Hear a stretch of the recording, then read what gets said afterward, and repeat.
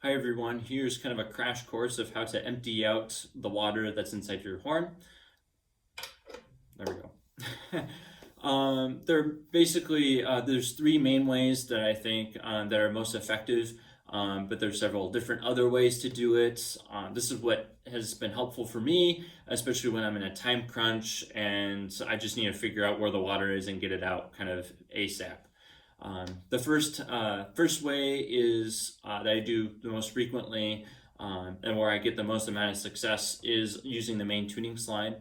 So if we look on the back side of the horn, so doing a little bit of anatomy, um, we have two main tuning slides. So we have the um, F tuning slide and the B flat tuning slide. So we have two back here. Since it is a standard double horn, if it's a single horn, it will only have one. And you can tell which one's which through between the F and the B flat. The F one will be normally first and closer to the mouthpiece. And a way to find that is to often, if you follow the lead pipe, it will often lead to that first tuning slide, to that main tuning slide that we'll use, um, which is oftentimes where a lot of the water will end up in being in that kind of area. There's some that will collect in the B flat side, but a lot of it just gets rotated out and pushed through into a different part of the horn. So for this first technique, we're gonna kind of rotate it back, like we're gonna play, whatever. And then we're like, if we hear that we have water kind of in that spot, what we're gonna do is first take off the mouthpiece. We don't want to drop it and leave a dent in it, stuff like that. And then we're just like how we turn a car. If we're gonna turn a car to the right, hold both sides with two hands and then rotate it. Just rotate your hands over. Notice how the lead pipe on my horn is facing down, um, as well. And also you can rest the bell on your leg to kind of help with stability. And if we look on the inside, we'll find that F tuning slide here. And here we go. And I like doing this way because then all the water will collect inside this tuning slide. And this allows, so like if I like open it up, it's not just gonna splat all over my foot or anything like that. So if I do this, then I can control where it goes. You empty it out, put it back in, rotate it back to the left, and there you go. You can go back to playing. The second spot is commonly happens when you hear a lot of things going on in the valve. So if there's like a specific valve combination that just always pops, and that could there are two parts to this. Either the quick way is the simple way is just to pull out the corresponding tube that corresponds uh, with that valve that tube that makes all the popping. So like if you've realized that every time you play the trigger one B flat, there's always water. Well, you can hold trigger one and you can pull out that B flat tube and go ahead and dump it out. And notice how you always hold that in when you're pulling the slide out and when you're pulling that tube back and when you're putting that tube back in. Uh, but if you have a little bit more time and want to cycle through all of them to try to help, you can do this by pointing the bell up to the sky. And what we're going to do is we're going to hold trigger and we're going to wiggle 2 and 3 back and forth, those 2 and 3 valves. And while we're doing this, what allows is gravity to let the water seep through the valves, and it will all collect in the trigger third valve, trigger third tuning slide, not valve. So kind of by wiggling this, we'll let gravity do its thing, and we'll bring it back. So since it is a double horn, we do have the two sets, so set one and set two.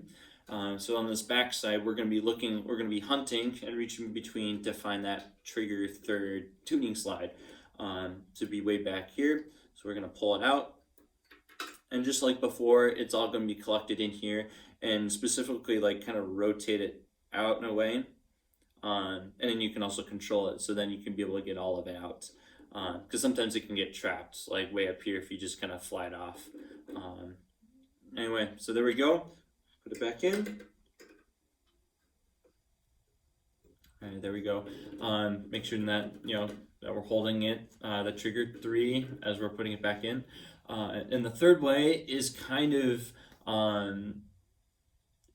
it happens quite a bit that I often do this, and you probably see it often if you see us horn players in rehearsal.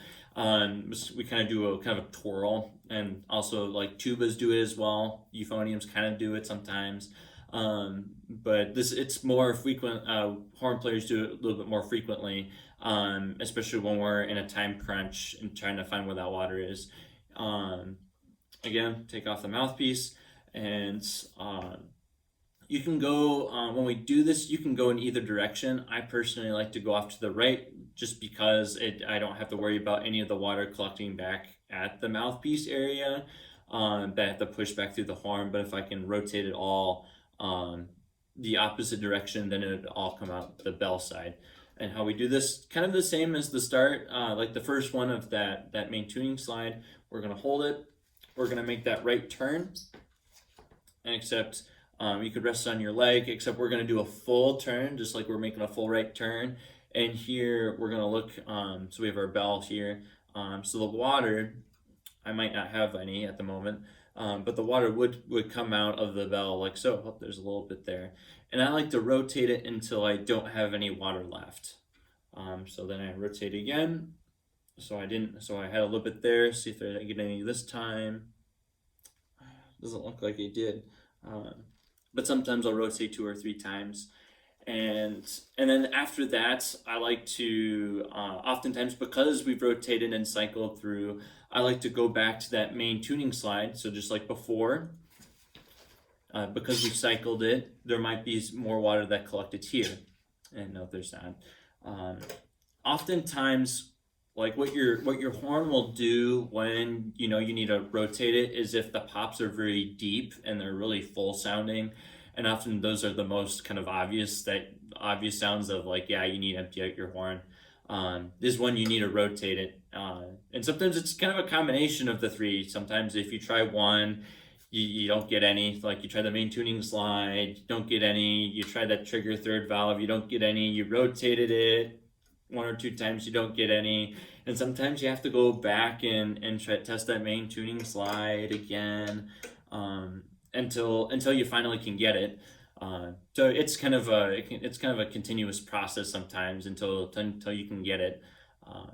But anyway, hope this is helpful. If you have any questions, feel free to contact me in any way. My email, I'll leave my email in the description. Please feel free to do that. Anyway, happy horn playing, and hopefully this helps. This is helpful.